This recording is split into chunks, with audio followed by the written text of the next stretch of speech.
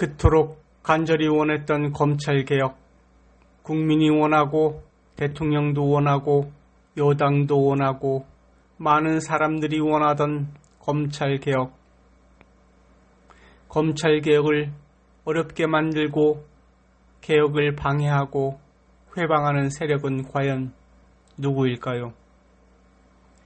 검찰총장입니까? 야당입니까? 보수입니까? 언론입니까? 국민입니까? 그럼 누구입니까? 바로 그분입니다. 법무부 장관. 바로 자신이 검찰개혁의 가장 큰 걸림돌의 장본인이 아닐까요? 무슨 엉뚱한 말을 하느냐고요. 법무부 장관이 얼마나 검찰개혁을 위해 노력했는데 그런 헛소리를 하는 거냐고요? 이 세상의 모든 부모는 자녀들이 앞으로 아무 문제 없이 성장해서 건강하고 잘 먹고 잘 살아가길 꿈꾸며 자녀들을 위해 헌신합니다. 그래서 부모는 자녀들을 위해서 할 수 있는 모든 것을 다 해주고 싶은 마음입니다. 보수, 진보, 여당, 야당, 부자, 가난한 자, 지위, 고아를 막론하고 이 세상 모든 부모는 자녀들로부터 자유로울 수 있는 사람은 단 한 명도 없습니다. 보수, 진보, 여당, 야당을 떠나 냉정하게 자신들을 돌아본다면 법무부 장관에게 돌을 던질 사람은 아무도 없습니다. 왜냐하면 우리는 모두 죄인이기 때문입니다. 예수님께서 이렇게 말씀하십니다. 그들이 묻기를 마지 아니하는지라 이에 일어나 이르시되 너희 중에 죄 없는 자가 먼저 돌로 치라 하시고 다시 몸을 굽혀 손가락으로 땅에 쓰시니 그들이 이 말씀을 듣고 양심의 가책을 느껴 어른으로 시작하여 젊은이까지 하나씩 나가고 오직 예수와 그 가운데 섰는 여자만 남았더라.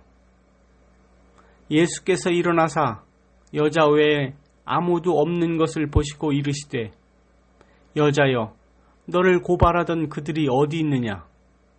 너를 정죄한 자가 없느냐? 대답하되 주여 없나이다. 예수께서 이르시되 나도 너를 정죄하지 아니하노니 가서 다시는 죄를 범하지 말라 하시느니라. 요한복음 8장 7절로 11절 말씀입니다. 우리는 죄를 짓지 않는다고요.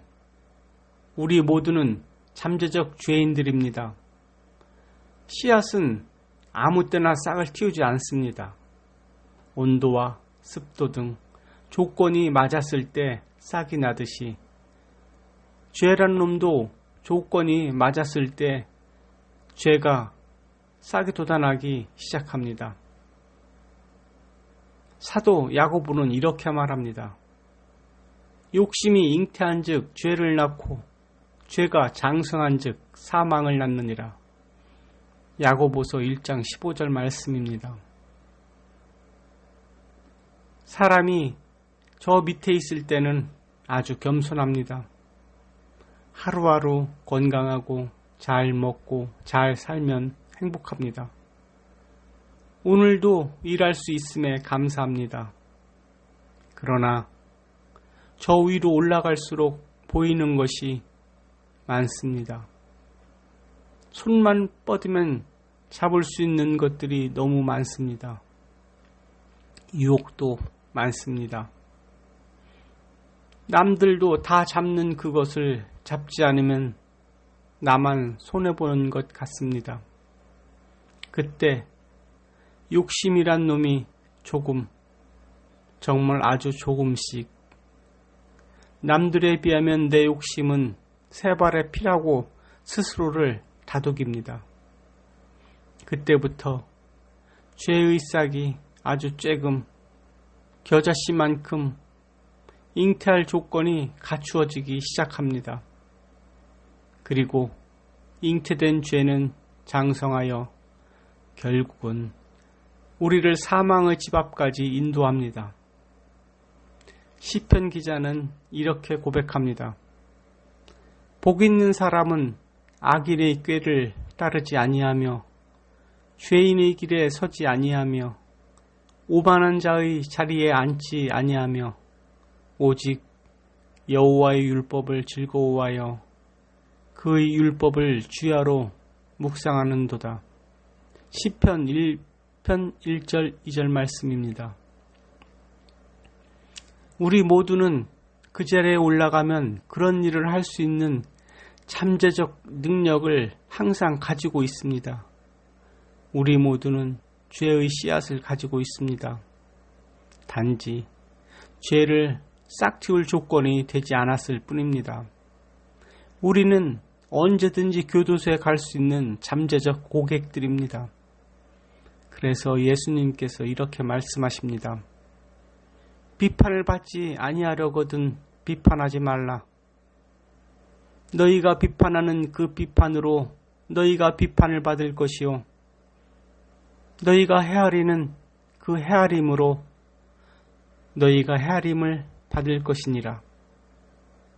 어찌하여 형제의 눈 속에 있는 티는 보고 내 눈 속에 있는 들보는 깨닫지 못하느냐. 보라, 내 눈 속에 들보가 있는데 어찌하여 형제에게 말하기를 나로 내 눈 속에 있는 티를 빼게 하라 하겠느냐. 외식하는 자여, 먼저 내 눈 속에서 들보를 빼어라. 그 후에야 밝히 보고 형제의 눈 속에서 티를 빼리라. 마태복음 7장 1절로 5절 말씀입니다. 제가 사실 이 글을 쓰게 된 동기는 며칠 전 이런 기사를 보고 나서입니다. 개혁에 성공하려면 자기를 내려놔야 한다. 그래야 진정성을 인정받는다.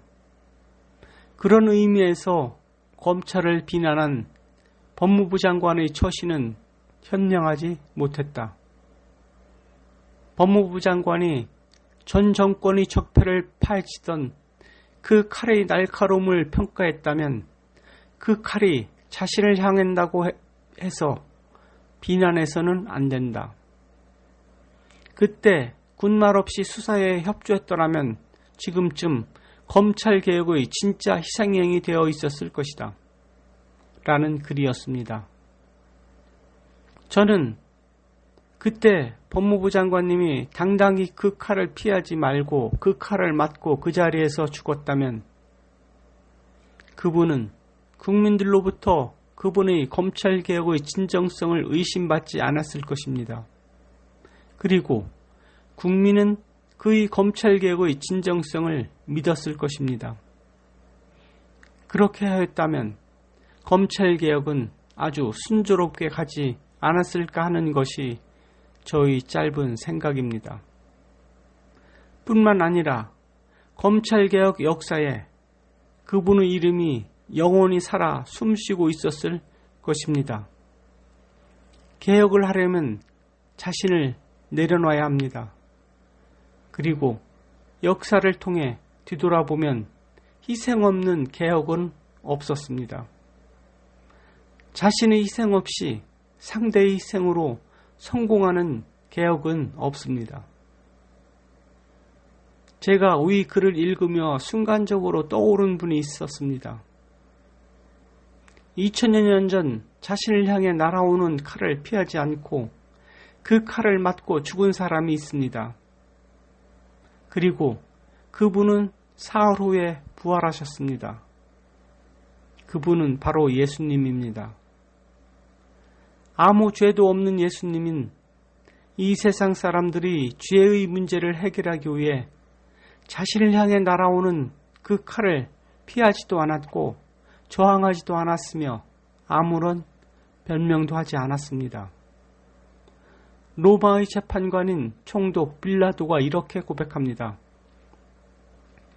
대제사장들과 아랫사람들이 예수를 보고 소리질러 이르되 십자가에 못 박으소서 십자가에 못 박으소서 하는지라. 빌라도가 이르되 너희가 친히 데려다가 십자가에 못 박으라. 나는 그에게서 죄를 찾지 못하였노라. 요한복음 19장 6절 말씀입니다. 네, 그렇습니다. 예수님은 죄가 없으신 분이었습니다. 그럼에도 예수님은 자신을 향해 날아오는 그 칼을 피하지도 않고 자신을 변호하지도 않았습니다. 예수님은 아무 말 없이 그 칼의 희생양으로 죽었습니다. 사람들이 보기에는 미련해 보이겠지만 그로 인해 죄악 가운데 있는 이 땅에 영원한 생명의 씨앗을 뿌려 놓으셨습니다. 그리고 자신의 뜻이 아닌 하나님 아버지의 뜻이 이 땅에서 이루어질 수 있는 완벽한 하늘의 법을 이 땅에 완성하셨습니다. 예수님께서 이렇게 말씀하십니다. 내가 율법이나 선지자를 폐하러 온 줄로 생각하지 말라. 폐하러 온 것이 아니요 완전하게 하려 함이라. 마태복음 6장 17절 말씀입니다.